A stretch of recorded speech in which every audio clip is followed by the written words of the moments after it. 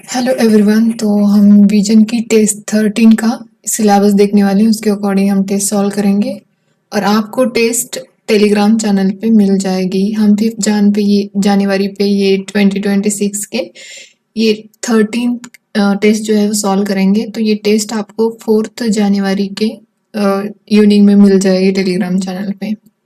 ठीक है, प्लीज़ अब हमारे पास 5 मंथ्स ही रह गए हैं, तो अच्छे से तैयारी करें, अच्छे से पढ़ें। तो चलो देखते हैं सिलेबस। इसके लिए ना, जैसे मैंने आपको बोला था, करंट अफेयर्स के लिए हम द हिंदू या इंडियन एक्सप्रेस फॉलो करते हैं, या योजना, कुरुक्षेत्र, पीआईबी। मेरी मानो तो इसमें से एक पेपर करते हैं, कोई भी फॉलो करना है। और फिर पीआईबी इम्पॉर्टेंट है, क्योंकि अगर आप 2025 का या 2024 का paper, question paper actually UPSC का देखोगे ना, प्रीलिम्स का, तो आपको डायरेक्टली क्वेश्चन यहाँ से आते हुए दिख जाएंगे। ठीक है, और यहाँ पे अदर्स न्यूज़पेपर है, वीकलीज है, फ्रंट लाइन्स है, ये सब आप देख लेना। यहाँ पे अगर सोर्सेस की बात की जाए, मॉडर्न हिस्ट्री फर्स्ट, जो हम मिड 18 से लेके मिड 18 सेंचुरी से लेके 1904, मतलब कर्जन का जो टाइम ड्यूरेशन था, तब तक हम ये देखने वाले हैं। वाइसरॉय जो था कर्जन, सॉरी हाँ, तो तब तक हम देखने वाले हैं। उसके बाद फिर वो सेकंड पार्ट हम मॉडर्न हिस्ट्री का दूसरी टेस्ट में देखेंगे। इस टेस्ट के लिए बस इतना ही है। तो यहाँ पे सोर्सेस देखो, ये जो है brief history of modern India, spectrum publication का। तो काफी लोग इसी को फॉलो करते हैं, मैं खुद इसको ही फॉलो करती हूँ। बाकी ऑर्डर है ये जो शेखर बंदोपाध्याय का या ग्रोवर का, आप देख लेना। अगर आपने अगर स्पेक्ट्रम फॉलो किया है ना, तो स्पेक्ट्रम को ही आपको फॉलो करना है। बाकी अगर यहाँ पे लिख दिए तो इसका मतलब ये नहीं है कि वो एक बार चेक कर ली। वो आपको अगर मतलब बेसिक थोड़ा सा जानना है, तो एनसीईआरटी आप फॉलो कर सकते हो। ओल्ड एनसीईआरटी, ये modern India by Bipin Chandra, ये भी काफी लोग फॉलो करते हैं। तो अगर आपने ये फॉलो किए तो इसको रिवाइज कर देना। फिर न्यू एनसीईआरटी में देखो, थीम इन इंडियन हिस्ट्री, जो पार्ट 3 है, तो उसमें से आप अगर टाइमलाइन देखना चाहोगे तो वहां पे बहुत अच्छे से दे रखी है। तो आप एनसीईआरटी को तो एक बार देख सकते हो, क्योंकि ये देखो यहाँ से क्वेश्चंस, और ये बहुत ही ऑथेंटिक सोर्स है, तो यहाँ से क्वेश्चन डायरेक्टली बन सकता है। तो एनसीईआरटी फॉलो करने में कोई दिक्कत नहीं है। India struggle for independence, Bipin Chandra की है ये, तो ये भी आप देख लेना। ये देखो एक सब्स्टिट्यूट है, मतलब आपकी मर्जी है ये, लेकिन एनसीईआरटी तो आपको फॉलो करनी ही करनी है। ठीक है, ये हमने सोर्सेस की बात की, कहाँ से पढ़ना है। और फिर अब देखते हैं, यहाँ पे देखो, India under east India company, जो ईस्ट इंडिया कब आई थी, तब आई थी 1600 में ईस्ट इंडिया कंपनी बनी थी। तब से लेके उसके जो रूल्स थे, उसके जो एडमिनिस्ट्रेशन था ईस्ट इंडिया कंपनी का, तो उसके बारे में देखना है। तो यहीं से स्टार्ट हो जाती है ये मॉडर्न हिस्ट्री हमारी। तो यहाँ पे देखो, इधर वाली साइड में उन्होंने थोड़ा शॉर्ट में बताया, इधर थोड़ा सा डिटेल में बताया है, तो उसी के अकॉर्डिंग हम देखेंगे। तो यहाँ पे struggle among European powers in India, देखो ये जो यूरोपियन पावर्स इंडिया में आई थी ना, तो इसका मैंने ना ऐसे याद रखा था, PDEDF। तो इस तरह से मैंने याद रखा था। पहले पोर्तुगीज, फिर डच, फिर ये इंग्लिश, मतलब ब्रिटिश आए थे, और ये डैनिश थे, और ये फ्रेंच थे। तो इस तरह से आए थे, लेकिन सबसे लास्ट में फ्रेंच आए थे, सबसे पहले फ्रेंच ही चले गए थे। और फिर जाके पोर्तुगीज जो है सबसे पहले आए और सबसे लास्ट में गए थे। 1962 में हमने जो गोवा जो था, दादर दमन दीव, वो पोर्तुगीज के अंडर था, तो उसके लिए हमने यहाँ पे ऑपरेशन चलाया था, और उसके अंडर हमने पोर्तुगीज वापस ले लिया था। तो ये जो यूरोपियन पावर्स इंडिया में आई थी, तो इसके बारे में हमें देखना होता है। फिर इन आपस में भी ये लोग, मतलब इंग्लिश और फ्रेंच जो है, आपस में इनकी लड़ाई भी हुई है। जैसे कि बैटल ऑफ वान दिवस जो है, वो बहुत ही फेमस है।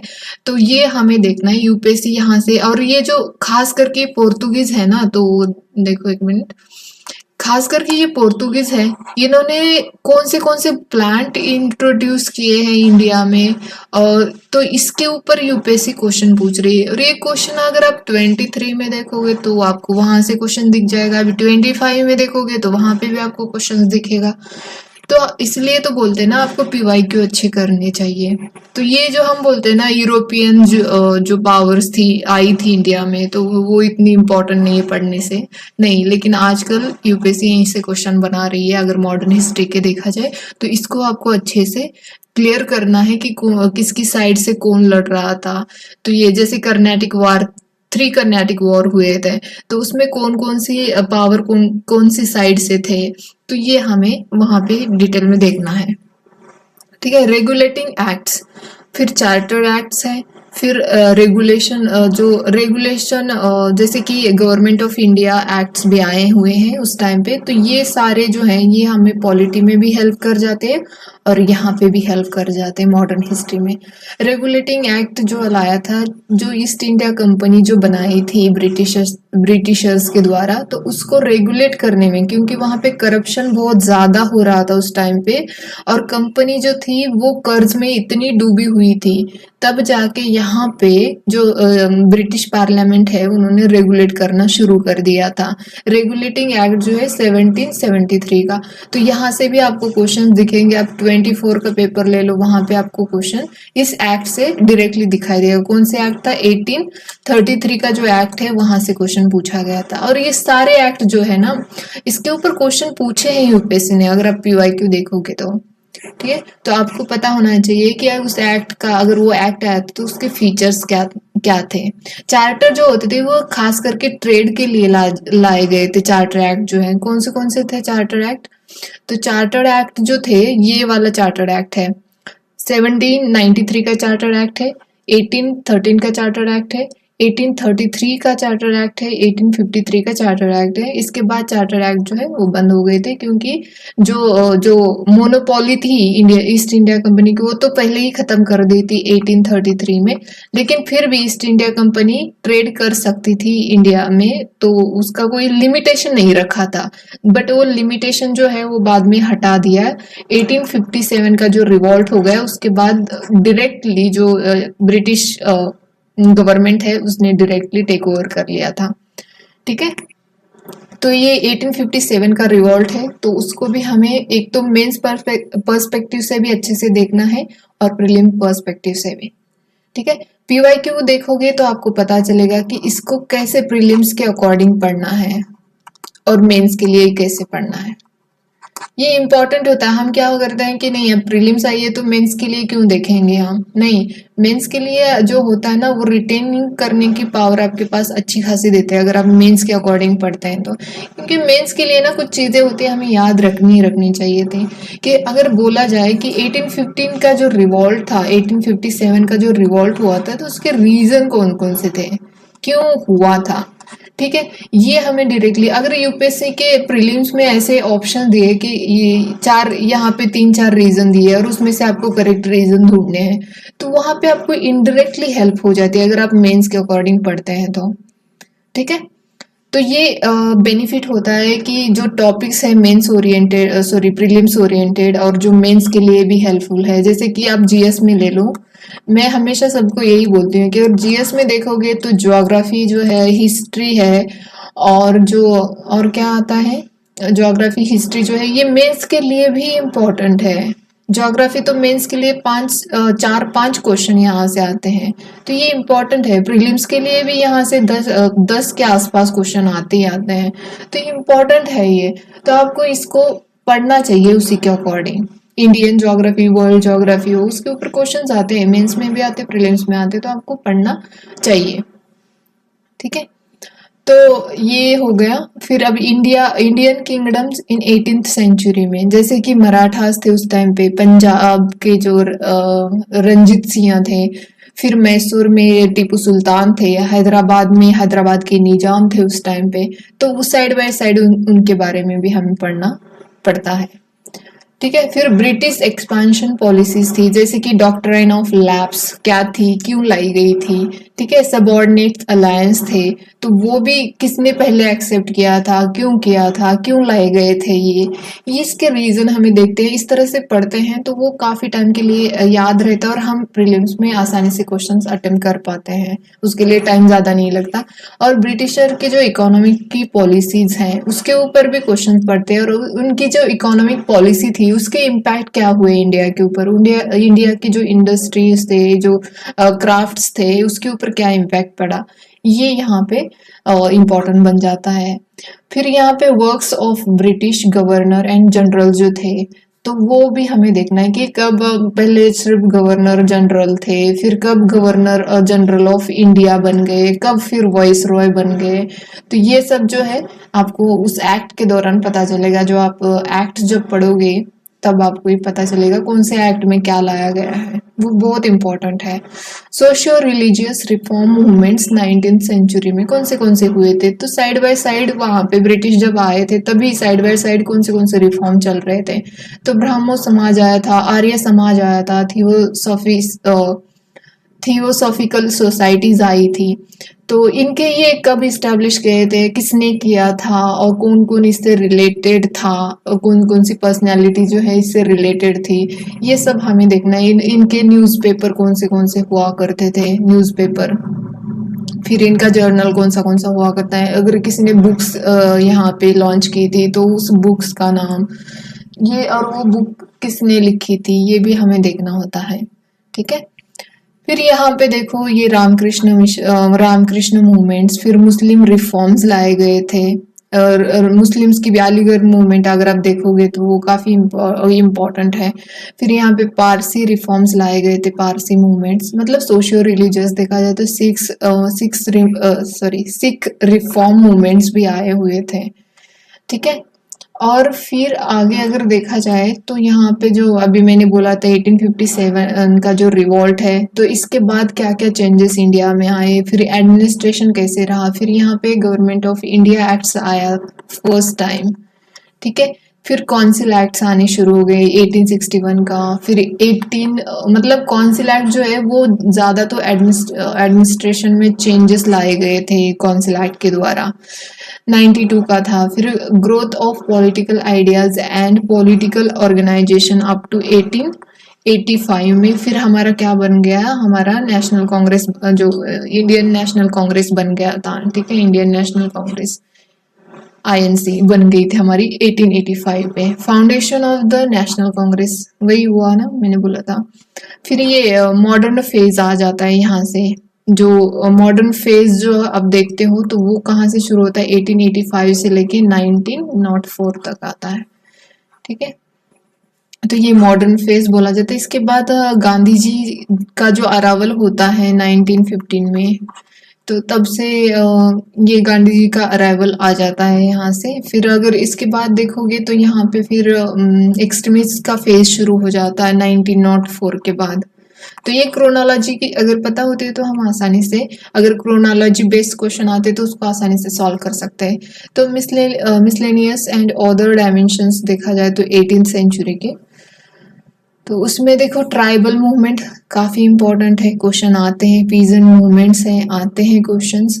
वर्किंग क्लास मूवमेंट्स हुआ करती थी, तो देखना है हमें। दलित मूवमेंट्स, वुमेन मूवमेंट्स हुए थे। रोल ऑफ प्रेस का क्या रोल था, पब्लिकेशंस हुआ करते थे उस टाइम पे, तो उसके ऊपर बैन भी लाया जाता था, प्रेस के ऊपर बैन लाया जाता था, तो उसके अकॉर्डिंग हमें पढ़ना है। फिर रोल ऑफ बिजनेस ग्रुप जो थे, कुछ ग्रुप्स थे जो मुंबई में ज्यादा तो बनते थे बिजनेस ग्रुप, तो वो थोड़े इम्पोर्टेंट है कि उन्होंने क्या रिफॉर्म्स लाए इंडस्ट्रियल सेक्टर में।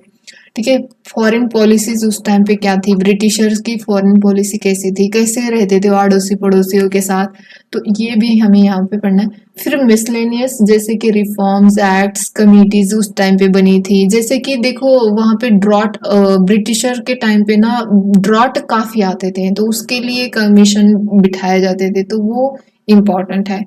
फिर कांग्रेस के सेशन जो हुआ करते थे, तो उसके प्रेसिडेंट कौन हुआ करते थे, किस सेशन में कौन सी चीज लाई गई, या कौन सा मतलब स्वराज जो वर्ड है वो कौन से सेशन में पहली बार इस्तेमाल किया गया, ऐसे पूछा जाता है ना, तो यही देखना होता है। फिर जनरल, गवर्नर जनरल, फिर वाइस रॉय जो है, तो उनके बारे में इस टेस्ट के लिए हमें पढ़ना है। अगर करंट अफेयर्स की बात करें ना यहाँ पे, तो आपको ना अगस्त के करंट अफेयर यहाँ पे पढ़ने हैं, अगस्त 2025 के। ठीक है। तो ये करंट अफेयर्स आपको यहाँ पे कवर करने हैं। होप कि आपको सही मतलब अगर विजन के टेस्ट सॉल्व करना चाहते हो, अगर किसी ने ज्वाइन नहीं किया है टेस्ट सीरीज, तो इस सिलेबस से अगर आप पढ़ते हो और टेस्ट सॉल्व करते हो तो आपके डेफिनेटली अच्छा स्कोर आ जाएगा और आप अच्छा परफॉर्म कर पाओगे। सेक्शन वाइज टेस्ट सॉल्व करना ज़रूरी होता है कि कुछ लोग हमें बोलते हैं ना कि नहीं नहीं आपको तो फिर जो वो कंपाइलेशन वाली टेस्ट आती है फाइनल वाली, जो मतलब सेक्शन नहीं होता है उसमें सारे ही सब्जेक्ट की जो टेस्ट आ जाती हैं तो उसी को सॉल्व करना होता है, ऐसे बोलते हैं नहीं। लेकिन अगर आपके जो एक सब्जेक्ट होता है उसके ऊपर अगर कमांड नहीं है तो फिर आप जो लास्ट के कंपाइलेशन वाले जो टेस्ट आते हैं तो उसमें क्या ही आप करोगे, आपको कैसे पता चलेगा। अभी टाइम है, आप टेस्ट दो, आपको पता चलेगा आप सिली मिस्टेक कर रहे हो या रिवीजन की कमी हो रही है या आपको कुछ चीज़ समझ में नहीं आई है, तो ये टेस्ट दोगे ना तभी समझ में आ जाएगा। तो मैंने पिछली बार भी यही रिकमेंड किया था सबको कि आपकी पॉलिटी बहुत अच्छी होनी चाहिए, आपकी इकोनॉमिक्स बहुत अच्छी होनी चाहिए, आपकी ज्योग्राफी प्लस एनवायरनमेंट अच्छा होना चाहिए। ये अगर आप करोगे ना अच्छा, मतलब यहाँ से मिस्टेक होने के चांसेस बहुत, अगर 100% में से बोलो ना तो आपके मिस्टेक होने के चांसेस सिर्फ 5% भी नहीं होने चाहिए। 100% में 1% यहाँ पे आपके मिस्टेक होने के चांसेस होने चाहिए या गलत हो गया तो वो हो सकता है, क्योंकि हम ह्यूमंस है ना, एरर तो हो सकते हैं, आ सकता है। तो कभी कभी रिवीजन या गलत समझने में, अंडरस्टैंडिंग में प्रॉब्लम हो जाती है या कुछ वर्ड समझ में नहीं आया इसकी वजह से हम क्वेश्चन गलत करके आ जाते हैं, तो वो बात अलग है, 1% एक्सेप्शन है। लेकिन इस एरिया में आपके 100% एक्यूरेसी से 99% एक्यूरेसी होनी ही होनी चाहिए, तब जाके आप प्रीलिम्स क्लियर कर सकते हो, वरना तो बहुत इम्पॉसिबल ही है। मैं किसी को डिमोटिवेट नहीं कर रही हूँ, इट्स अ फैक्ट, ये फैक्ट है। आप खुद PYQ डाउनलोड करो कहीं से भी, किसी भी प्लेटफॉर्म, इवन फोरन के प्लेटफॉर्म में भी उन्होंने PYQ ईयर वाइज अपलोड करके रखे, प्लस कीज आंसर कीज भी दे रखी है। या तो फिर आप यूपीएससी के डायरेक्ट साइट पे जाके आप क्वेश्चन पेपर एटलीस्ट 2021 से लेके 2025 के तो आप PYQ एनालाइज करो, एक दूसरे से मैच करके देखो, आपको कितना कुछ समझ में आ जाएगा कि यूपीएससी का माइंडसेट कैसे होता है। फिर आंसर की जो होती है, एक्चुअली आंसर की जो यूपीएससी ने दे रखी है ना, तो उससे आप आपके आंसर मैच करके देखना। अगर यूपीएससी मान लो कि 3 ऑप्शन दे रखे हैं और उसमें से आपको आंसर बी दे रही है, मतलब 2 ही ऑप्शन सही है, तो अगर ये तीसरा जो ऑप्शन उन्होंने गलत किया है, कैसे किया है, उसकी वर्डिंग देखो, उसकी लैंग्वेज देखो आप, ठीक है। इससे भी बहुत बहुत फायदा हो जाता है। और आप आजकल थोड़ा लेंदी पेपर आने लग गया है तो आपको केयरफुल रहना चाहिए लैंग्वेज को लेके, आपको वहां पे टाइम नहीं लेना चाहिए कि हाँ मैं पढ़ने बैठ जाऊँ तो लेंदी पेपर है, समझ में नहीं आ रही स्टेटमेंट, एक बार पढ़ू तो समझ में नहीं आ रही, ऐसा नहीं होना चाहिए। प्रैक्टिस करो, आपको समझ में आ जाएगा। तो ये मैं सबको यही बोलूंगी, मैं अपने दोस्तों को भी यही बोलती हूँ कि आप 2021 से लेके 2025 तक के क्वेश्चन पेपर है एक्चुअल यूपीएससी के। देखो मैं ये कभी नहीं बोलती कि जो ट्रिक होती है, मास्टर गेस होता है, वो सब काम करता है, लेकिन आपके पास उतना नॉलेज होना चाहिए कि वो वर्क करे। नॉलेज के बिना वो वर्क नहीं करता, आप मानो या ना मानो, बट वो नॉलेज होना चाहिए, उसके बाद ही वो आपका जो लॉजिक है, आपका ट्रिक है, आपका जो भी है वही वो काम करता है, वरना बिना नॉलेज के तो वो बिल्कुल काम नहीं करता। तो अगर आपको नॉलेज या लॉजिक या ट्रिक लगानी है तो वो खुद से ढूंढो, खुद से देखो, तभी आपको समझ में आएगा। दूसरे बताते तब नहीं समझ में आता, वो हमें खुद चेक करना होता है कि कैसे ये बनता है, कैसे ये काम भी करता है। तो इसके लिए पहले तो आपका जो सिलेबस है, आपका स्टैटिक पोर्शन है, वो बहुत अच्छा होना चाहिए। उसके बाद आपकी करंट अफेयर्स पे कमांड होनी चाहिए, कोई भी एक करंट अफेयर्स का मैगजीन उठा लो, विजन का, फोरम का, कोई भी इंस्टीट्यूट का उठा लो। ऐसे नहीं कि बस यही इंस्टीट्यूट ले लो, नहीं, कोई भी, इनसाइट हो, कुछ भी हो, ओनली IAS हो, मैं सबके नाम तो नहीं ले सकती, तो किसी के भी उठा लो और करो, हो जाएगा। ठीक है, तो आज के लिए इतना ही, धन्यवाद।